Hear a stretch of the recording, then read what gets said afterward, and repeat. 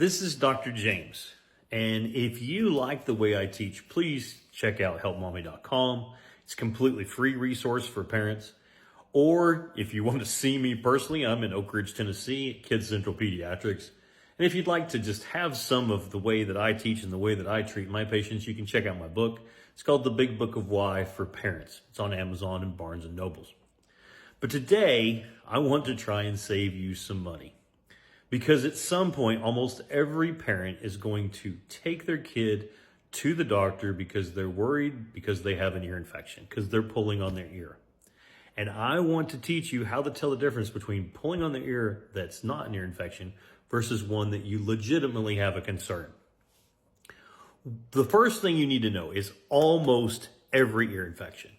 Now, this isn't talking about swimmer's ear, but like the ear infections that people are thinking about that they need oral antibiotics for, they are almost always going to happen in the middle to the end of a cold or because you've had lots of allergies with runny nose or cough.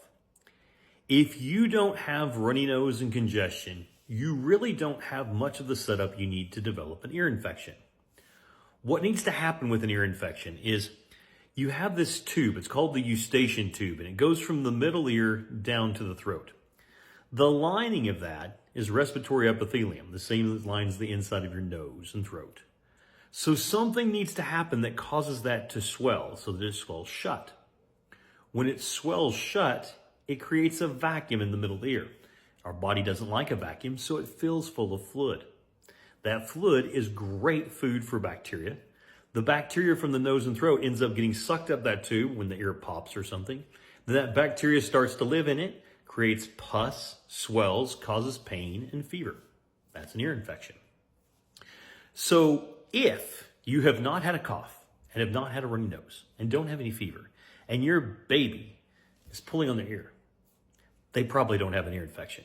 You are going to waste your time and your money going to the doctor's office and probably risk exposing your child to other illnesses because this isn't an ear infection.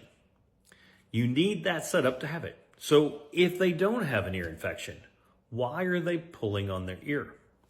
When I was in medical school and residency, they taught me the rule of T.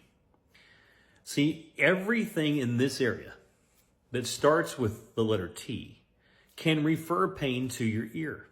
So you could have ear pain because you're teething. You could have ear pain because there was something wrong with your tongue. You could have ear pain because there was something wrong with your tonsil, your throat, your TMJ, and of course the tympanic membrane or the tube of your ear. Those were the things that were going to cause you to have ear pain.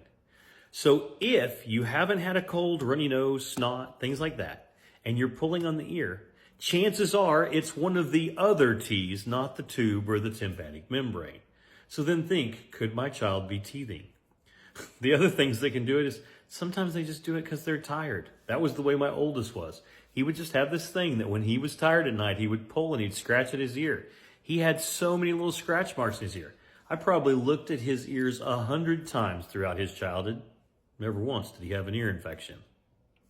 Other things is that they just have a hair that's tickling it or bothering it, or they found it. So a good rule of thumb, if your kid has had a cold, runny nose or cough, and they have a fever, or they're screaming, and they're pulling at the ear, think ear infection. If they've not had runny nose, congestion, or cough, and they're pulling on the ear, and you're not seeing a fever, wouldn't waste my time going to the doctor.